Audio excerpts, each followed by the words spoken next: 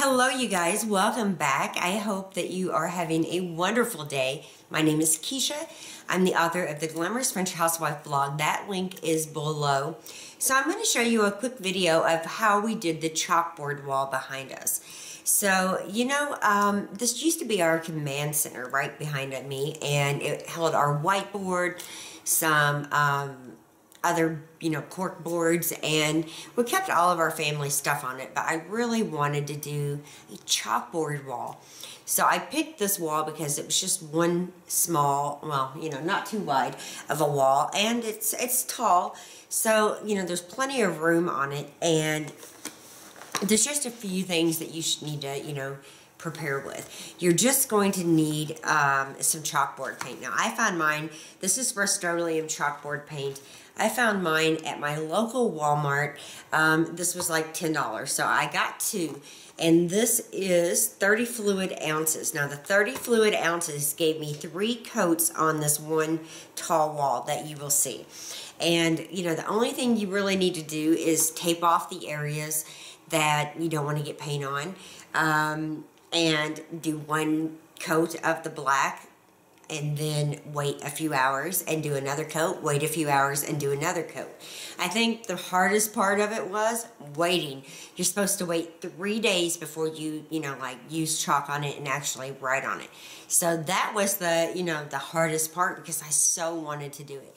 At first, it did make it look a little darker in our home. I went for the black color instead of the green, whatever color that, you might have had in school. But, I put the whiteboard into the kitchen because I really like this so much. I didn't want to take up room with the big whiteboard on it. So there's tons of things you can do with a blackboard in your house, a blackboard wall. Maybe on the inside of a cabinet you could do with chalkboard paint. And it just is so neat, and we have really been loving it. Right now I have Start Your Day with a Grateful Heart. It's Valentine's, week, so, or it was when I filmed this, and we love it. Jackson's left a few messages at the bottom, so is Scott, and we've really been enjoying it. Now, Scott did help frame it in, because it is framed in along the edges, at the top and at the bottom, but it was relatively inexpensive to do. I'm going to show you how we did it, and then, in another upcoming video, maybe I'll show you some other uses for chalkboard paint, because it's so fun. Hopefully you'll like this and figure out a way to, chalkboard yourself a wall in your kitchen or wherever in your home, or maybe, like I said, on an inside cabinet. There's so many ways to use it, but today I'm going to show you how to make that, so keep watching. So here are the products that I used to make the chalkboard wall. 1 30-ounce Rust-Oleum can or, bottle of chalkboard paint. Some simple blue painter's tape. A roller and a paint tray. Here's the ones I picked out. Like a paint tray, just a disposable one. And it said that it has to be like some type of roller that leaves a smooth finish, so I found these. And of course, chalk. I have these large ones, and then I have just some regular white chalk.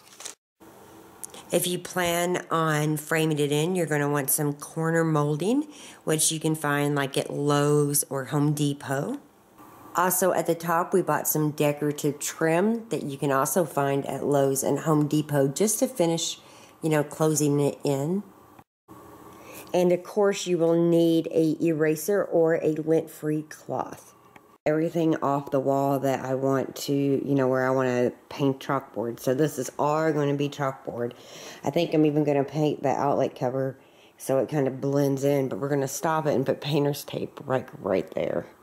So that is all going to be chalkboard. It's going to be fun.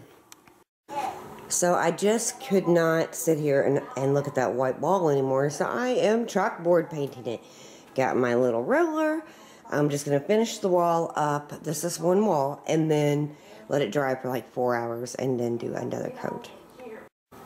There it is. Took me about 10 minutes. We'll let it dry till about 4. And I'll do one more coat.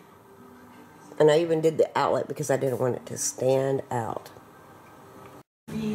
Scott's finishing up the final touches on the chalkboard wall. Looks nice, doesn't it? fix the ceiling for me. He's done. Almost, I think. Are you done? Looks nice. So we framed it in on both sides. We put up the trim on the top and on the bottom, and now I can condition it.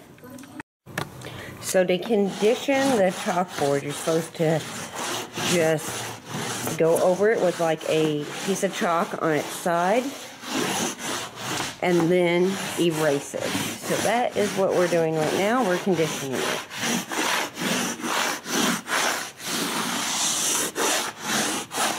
You can see I've already done all the way up, and I'm just finishing the bottom.